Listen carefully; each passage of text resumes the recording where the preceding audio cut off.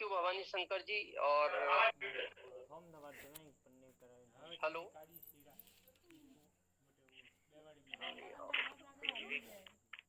Hello. जी sir. आवाज हाँ जी sir, आवाज ओके। क्लियर। हाँ complete sir. Okay okay, thank you. और जय आरसीएम, नमस्कार सबको। और जैसा हमने आपसे कहा था कि हर संडे हम किसी न किसी टाइटल पर बात करेंगे, और पहले संडे हमने अलग टाइटल पे बात की, और आज का हमारा टाइटल है प्राकृतिक का हम 10% साथ दें तो प्राकृतिक हमारा कितना साथ दे सकती है और कितना साथ देती है। इस चीज पर आज हमारा टॉपिक रहेगा। और ये टाइटल हमने क्यों चुना, क्योंकि आज हमारे बीच उसी टाइटल से संबंधित जो गुड डॉट के ऑनर हैं वो आज मिलेंगे, हमसे बात करेंगे। तो इस टाइटल को इसलिए हमने सेलेक्ट किया। अगले संडे हम तीसरे टाइटल के साथ आएंगे, जो न्यूट्रीचार्ज के मनीषा मैम रहेंगे, सरोज रहेंगे। और वो टाइटल रहेगा कि अगर हम बेटी को एक कदम आगे बढ़ाते हैं तो ये देश कितने कदम आगे बढ़ेगा। तो इस तरह हर चीज पर हम बात करेंगे, और इन्हीं सारी चीजों पर जिनसे भी टॉपिक से हम बात करेंगे वो आरसीएम से रिलेटेड रहेंगी। आरसीएम में वो चीज आपके साथ काम करेगी और इसको आप महसूस भी करेंगे। अब प्रश्न आता है कि ये टाइटल हमने आज क्यों लिया। आज आप देख रहे हैं प्राकृतिक अनबैलेंस हो गई। ये जो महामारी है ये उसी का कहीं ना कहीं लक्षण है।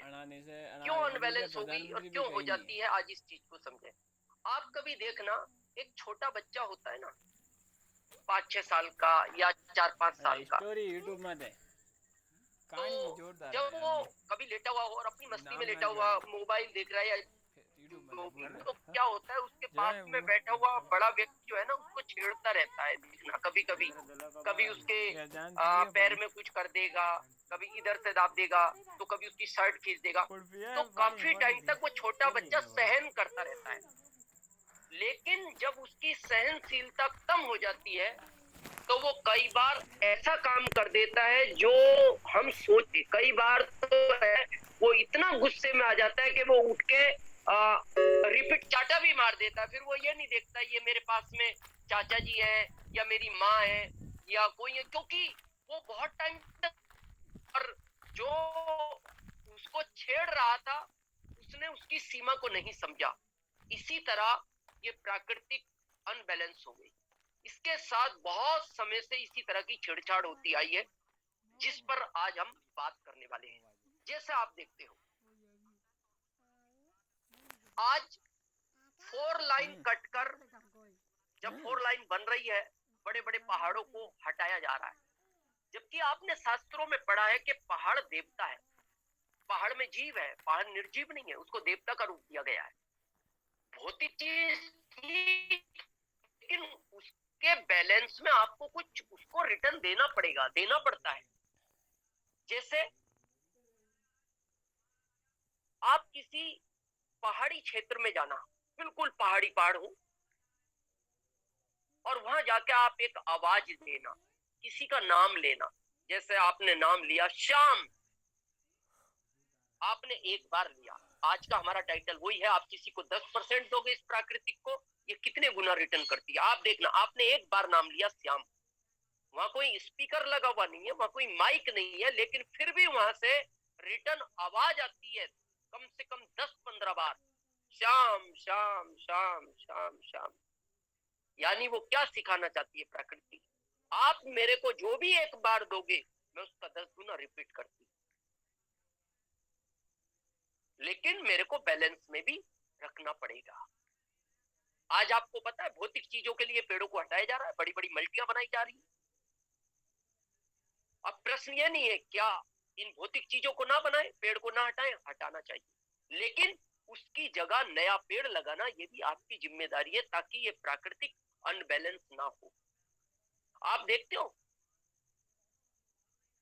डिस्कवरी में दिखाया जाता है आउट ऑफ इंडिया वहां बड़े पेड़ों को शिफ्ट करते हैं। वो अगर 4 लाइन बनाते हुए बीच में बड़ा वृक्ष आ गया तो वो एक बड़ी मशीन के द्वारा उस वृक्ष को शिफ्ट करते हैं। ये जानते हैं हमारे कई सीनियर, कई पढ़े लिखे लोग जानते हैं इन चीजों को, और वो भारत में भी होता है, लेकिन कई जगह इस चीज को अनदेखी कर दिया जाता है। अभी ऑक्सीजन की महामारी है, ऑक्सीजन के लिए आदमी अपनी जान दे रहा है। आपको पता है ऑक्सीजन वृक्ष ही तो देता है। 100% ऑक्सीजन देता है पीपल का पेड़, 80% ऑक्सीजन देता है बड़ का पेड़, और 75% ऑक्सीजन देता है नीम का पेड़। मेरे को बहुत खुशी हुई, अभी हम 1.5 महीने उदयपुर थे, वंडरवर्ल्ड का काम चल रहा है, अभी लॉकडाउन की वजह से हालांकि हो गया, बस ये महामारी के बाद हम उसको ओपन करेंगे। मैं भारत के कई शहरों में गया हूँ, लेकिन मैंने जितने नीम के वृक्ष उदयपुर सिटी के अंदर देखे, मैंने अपने जीवन में नीम के इतने वृक्ष कहीं नहीं देखे। शायद इसीलिए मैंने वहां सोचा, क्योंकि जब मैं वंडरवर्ल्ड का काम देखने जाता था, हमारे भवानी शंकर जी, भगवती जी, मोहन जी, अमृत भाई वगैरह और वहां की लोकल टीम, तो जब मैं जाता था बीच बीच में, तो मैं शायद इन चीजों को मैं बहुत प्रैक्टिकल एनालिसिस करता हूँ कि शायद दुनिया के 3 शहरों में उदयपुर का नाम क्यों है। शायद 1% हिस्सा उन नीम के पेड़ों का भी हो सकता है।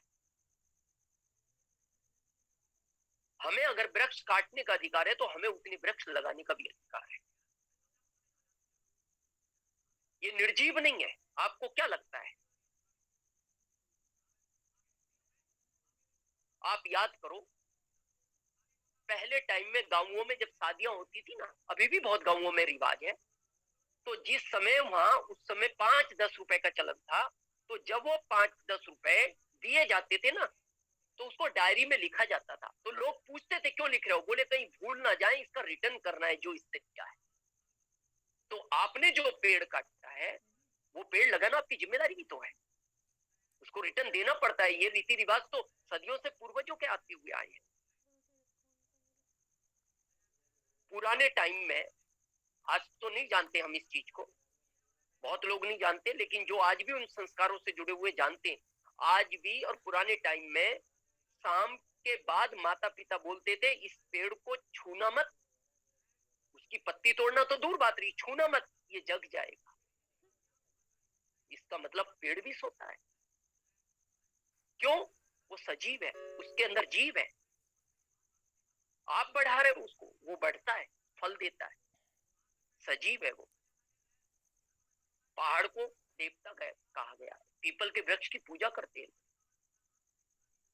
इसी वजह से शायद, जैसा शुरू में हमने कहा था ना, बच्चा एक समय तक उस छेड़छाड़ को बर्दाश्त करता है। आप उसको कभी विजुलाइज करना और अपने घर में उसको विजुलाइज करना, उस बच्चे को आप छेड़ते रहना, वो काफी टाइम सहन करता है। उसको लगता भी है ये मेरे से बड़े हैं, मेरे को रिटर्न नहीं बोलना चाहिए, कुछ कहना भी नहीं चाहिए, कोई एक्शन भी नहीं लेना चाहिए। लेकिन जब छेड़छाड़ की सीमा उस बच्चे की सहनशीलता के बाहर हो जाती है, तो वो रिपीट कई बार ऐसे बार कर देता है जो अच्छे नहीं है। वही टाइम अभी है। ये सब प्राकृतिक से छेड़छाड़ है। आपको क्या लगता है? दुनिया जिसने बनाई है ना, उसने ही सारी दुनिया की रचना की है। वो सबको पालता है, सबको वही पालता है। क्योंकि आपने देखा होगा कि पत्थर जो बिल्कुल बंद है, उसके अंदर भी कीड़ा अपना जीवन जी रहा है। जब उसको तोड़ा जाता है तो लोग आश्चर्य करते हैं, इसके अंदर इसको भोजन कौन देता होगा? वो दुनिया का मालिक है। बस फर्क कितना है, दुनिया उसी ने बनाई है, बस वो इंसान को ज्यादा प्यार करता है। आपके करता सबको है, इंसान को ज्यादा करता है। इंसान में भी जैसे ब्राह्मण समाज को ज्यादा करता है, बस फर्क कितना है, लेकिन वो प्यार सबको करता है। और अगर कोई किसी के अधिकार के साथ गलत करेगा, तो उस दिन वो उसकी पुकार सुनता है और उसका रिप्लाई करता है, जो आज कर रहा है। ये वही रिप्लाई है। आप देखो, आप कई बार देखते हो 4 लाइन जब बनता है, अगर उस पे किसी का घर आता है ना, तो गवर्नमेंट ये बोलती है आप चिंता मत करो, हम आपके घर को तोड़ रहे हैं, तो आपका दूसरी जगह हम इससे अच्छा घर बनवाएंगे। अच्छा नहीं तो सेम तो बनवा ही देंगे। तो जब हम किसी के साथ कुछ कर रहे हैं तो उसके बदले उतना देना ये अधिकार में आता है। नहीं देंगे, नहीं भी दे सकते, क्योंकि जो आदमी बड़ा होता है ना वो छोटों को दबा सकता है, आप हमेशा सुनते हो। लेकिन जो दुनिया का मालिक है उसको तो कोई नहीं दबा सकता। और ये कहावत है पुरानी, गांव में आपने सुना होगा कि उसकी लाठी में आवाज नहीं होती। और लोग बोलते भी हैं कि इसको बहुत सताया जा रहा है, लेकिन इसकी पुकार कोई नहीं सुनेगा। कई बार होता है ना, कॉलोनी में एक व्यक्ति को ज्यादा डिस्टर्ब करते हैं और थोड़े से स्ट्रांग लोग होते हैं, तो फिर वहां से कोई आदमी निकलता हुआ बोलता है आप इसको तकलीफ तो दे रहे हो, लेकिन इस दुनिया के मालिक ने इसको भी इस दुनिया में पहुंचाया, कोई इसकी नहीं सुनेगा, वो तो सुनेगा। और इसी समय उस प्राकृतिक की ऊपर वाले ने सुनी है। आप स्थिति देखो, इस वायरस ने सरकार को हिला दिया। जो कहते हैं ना, अभी पिछले समय में जब चीन हमारी सीमा के अंदर जब विवाद हुआ तो आप देखो कितने हथियार, कितनी सेना, लेकिन इस वायरस का ना तो वो सेना कुछ कर पा रही है, ना वायु सेना कुछ कर पा रही है, ना थल सेना कुछ कर पा रही है, ना जल सेना कुछ कर पा रही है, ना वो बम ना वो तोपे कुछ कर पा रही है। यहाँ वही कहावत सिद्ध होती है कि उसकी लाठी में आवाज नहीं होती। क्यों? हमने उसको अनबैलेंस कर दिया। अब कैसे इसको बैलेंस किया जा सकता है? एक तो आपसे सबसे निवेदन है, आपके घर में अगर वृक्ष है तो उसको रहने दो। कोई काट दिया है तो उसके बदले आप कहीं भी लगाओ, खेत पे लगा सकते हो, बाहर लगा सकते हो, सरकार लगवाती है ना। दूसरा, जो चीजें आपको रिपीट नहीं बोल सकती, आपने कोई वृक्ष काटा, आपको पास खड़े हुए वृक्षों को देखकर क्या लगता है? उनकी अपनी लैंग्वेज में वो रो पड़ते होंगे कि हमारे भाई को मार दिया। शिफ्ट किया जा सकता था तो उनको दुख नहीं होता, वो कहते कोई बात नहीं, हमारे पास नहीं रहेगा, दूसरी जगह रहेगा, लेकिन जिंदा तो रहेगा। आज जो हमारे बीच दीपक जी गुड डॉट से है ना, इसीलिए उन्होंने ये बीड़ा उठाया और आज हम उस पर बात करना चाहेंगे। फिर हम दीपक जी को इनवाइट करेंगे।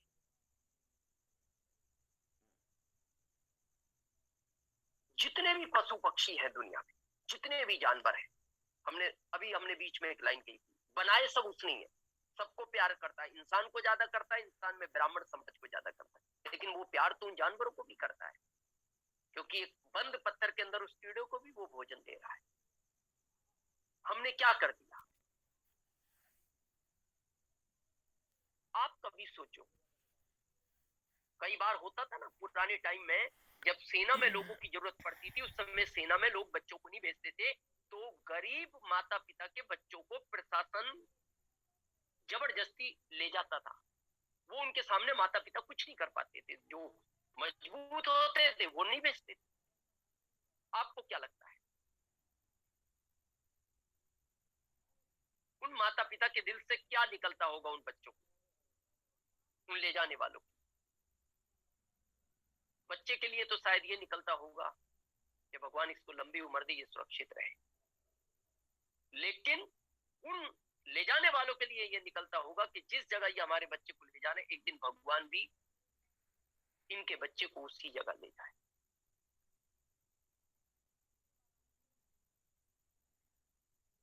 आज आपको पता है विदेशों में चिकन मटन खत्म होता जा रहा है, भारत में बढ़ता जा रहा है। वहां भी पहले बहुत हुआ, वो भी प्राकृतिक अनबैलेंस हुई, हमारी भी हो गई। अब आप सोचो, एक जानवर, चाहे वो बकरी हो, चाहे वो भैंस हो, चाहे वो गाय हो, और हमारे देश में तो बहुत तरह के मीट खाए जाते हैं, बहुत तरह के चिकन मटन खाए जाते हैं। जो माता पिता वहां बंधे हुए हैं, वहां से जब उनके बच्चे को खोल के लाया जाता है, क्या लगता है आपको? कभी विजुअलाइज करना और कभी एनालाइसिस करना इस चीज को। और देखना उस गाय भैंस या किसी भी जानवर को जिसका बच्चा वो खोल के लाया जाता है और उसके सामने मार दिया जाता है, उस जानवर की आंख में भी पानी आ जाता है, लेकिन इस मारने वाले की आंख में नहीं आता। उस समय वो बेबस है, क्योंकि दुनिया के मालिक ने आपको उससे मजबूत बनाया है। जैसे आज सरकार मजबूत है ना हमसे, वो अगर हमारा घर गिराना चाहे गिरा सकती है, आप कुछ नहीं कर सकते। वो कहेगी रूल में है, यहाँ सड़क बनी, गिरा दिया हमने उस बच्चे को। उस समय उसके माता पिता ऊपर वाले को एक बात बोलते होंगे, तूने हमें कमजोर क्यों बनाया, हम अपने बच्चे को नहीं बचा पाए, या फिर तू कुछ कर इनका, जो नहीं मानते। आज आपको क्या लगता है, लोग हॉस्पिटल में एडमिट होने के लिए लाख रुपए देने को तैयार है सिर्फ हॉस्पिटल में एडमिट कर। ये शायद उन्हीं पर्वतों की, उन्हीं पशु पक्षियों की, उन्हीं जानवरों की, उन्हीं पेड़ों की शायद करुण पुकार होगी जिसको ऊपर वाले ने सुना। आपको क्या लगता है, ये वायरल, पता नहीं कितने वायरल आएंगे। जब भी ये धरती अनबैलेंस होगी, इस तरह की चीजें ऊपर वाला निर्मित करेगा, क्योंकि उसको पता इन कमजोरों को हक दिलाना जरूरी है। और प्राकृतिक सिखाती है, हम हमेशा बोलते हैं कि सिर्फ प्राकृतिक इशारा करती है, उससे आप समझ जाओ जो आपको समझना है। अब यहाँ प्रश्न आता है, मैं किसी पर्टिकुलर समाज के विरोध में नहीं, आज हर समाज खाता है, बस कहीं खाता है, कोई कम खाता है, लेकिन हर समाज खा रहा है। थैंक्स देना चाहिए दीपक जी को, गुड डॉट की टीम को। आप देखते थे बहुत पहले गुटके चलते थे, पाउच चलते थे, लेकिन धीरे धीरे उनको अपग्रेड किया गया कि आदमी को ज्यादा नुकसान ना हो। आज 100 कंपनियां गुटखा और पाउच बेचती हैं। हम आपके शौक को खत्म नहीं करना चाहते, हम आपके स्वाद को खत्म नहीं करना चाहते। गुड डॉट ने शायद उस पर बहुत मेहनत की और ऐसा प्रोडक्ट निकाला जो आपके स्वास्थ्य के लिए हितकारी है, आपका टेस्ट नहीं बदलेगा और जिससे प्राकृतिक अनबैलेंस नहीं होगी। आज क्योंकि हम आरसीएम में है ना, तो पूरे भारत से जुड़े हुए हैं, ऐसी ऐसी इंफॉर्मेशन मिलती है कि मन विचलित हो जाता है उन घटनाओं को सुन के। और अभी तो न्यूज पे ओपन दिखा रहे हैं, अभी गुजरात सरकार कह रही है, दिल्ली सरकार कह रही है कि इस महामारी में जो बच्चे बचे हैं और माता पिता परिवार का कोई व्यक्ति नहीं बचा, उनको सरकार पढ़ाएगी, उनका सरकार लालन पोषण करेगी। आप विचार करो, माता पिता को क्यों छीन लिया इस प्राकृतिक ने? अरे बच्चा तो छोटा होता है, उसकी इम्यूनिटी पावर डाउन होती है, उस पर ज्यादा अटैक करना चाहिए था वायरस को, लेकिन ये प्राकृतिक सिखाना चाहती है। क्यों? क्योंकि जिस समय उस जानवर के बच्चे को जिसने मारा, उसके माता पिता ने उससे प्रार्थना कि हमें अगर कमजोर बनाया है तो हमें न्याय दिला, और उसने वही किया। बच्चा बच गया, माता पिता नहीं।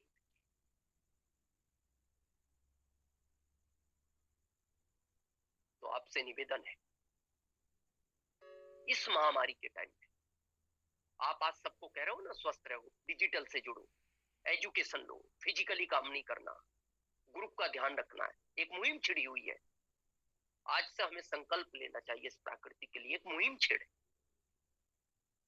बात करो इसी तरह जैसे आज डिजिटल पे कर रहे हो। एक कोटेशन ये भी हो,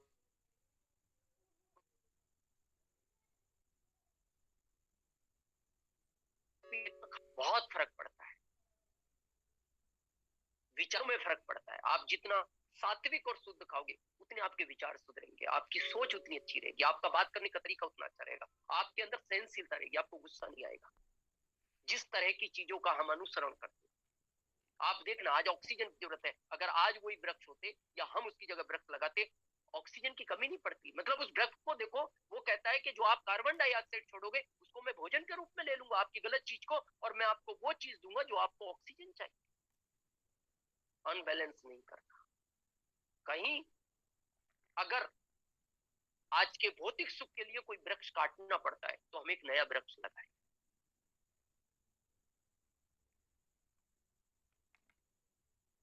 और लास्ट में हम अपनी बात को उसी टॉपिक पे खत्म करेंगे, हम फिर दीपक जी को बुलाएंगे।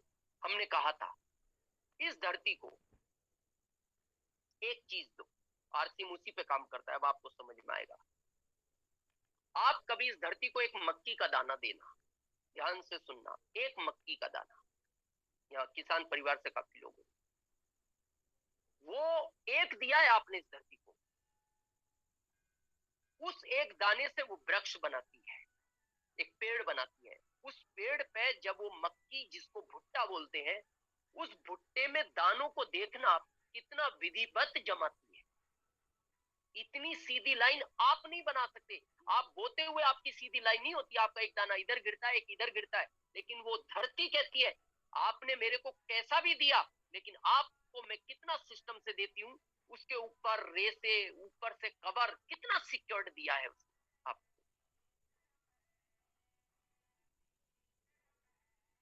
ये नियम है धरती का, ये प्राकृतिक का नियम है। आप उसको जितना दोगे वो कई गुना देगी। यही आरसीएम है। आरसीएम में आपको क्या लगता है, ए और बी ग्रुप में एक दाना ही तो बोया था आपने, कभी बोया था?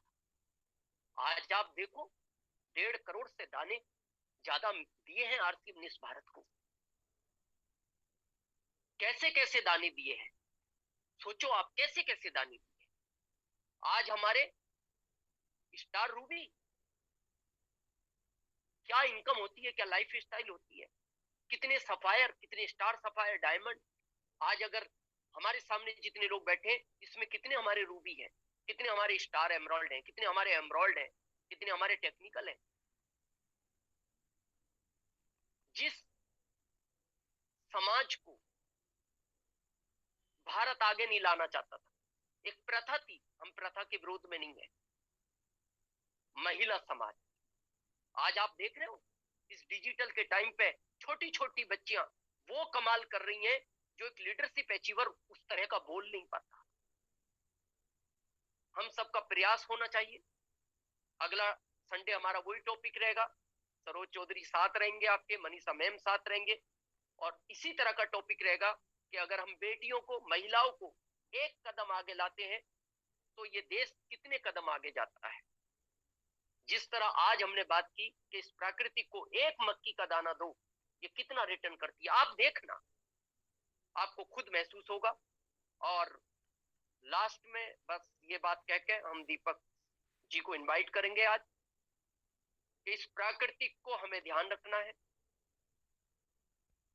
जिस तरह की ये महामारी है, सोच के रोह कांप जाती है। जिस तरह की न्यूज आ रही है, नदी के अंदर पता नहीं क्या क्या, और माता पिता, बस बच्चा बच्चा है, बेटी बची है छोटी सी, माता पिता नहीं, किसी परिवार से 4 लोग चले गए। बस आप विचार करना ये क्यों हुआ ऐसा। बहुत अनबैलेंस हो गया, और शायद उस प्राकृतिक की करुणा भरी पुकार उस ऊपर वाले ने सुनी, बस वो अब ना सुने। हमें प्रयास तो करना चाहिए। हम सब एक मुहिम छोड़ें अपने अपने डिजिटल प्लेटफॉर्म पे, जैसा आप काम करते हैं, और ये प्राकृतिक हमें साथ दे, वैसा ही ये भारत देश वापस वैसा ही खुशहाल हो। बहुत जल्दी हम इस महामारी से बाहर निकले। आप सबने सुना, हम फिर अगले संडे मिलेंगे एक नए टॉपिक के साथ। बहुत बहुत धन्यवाद। JRCM, नमस्कार। Thank you.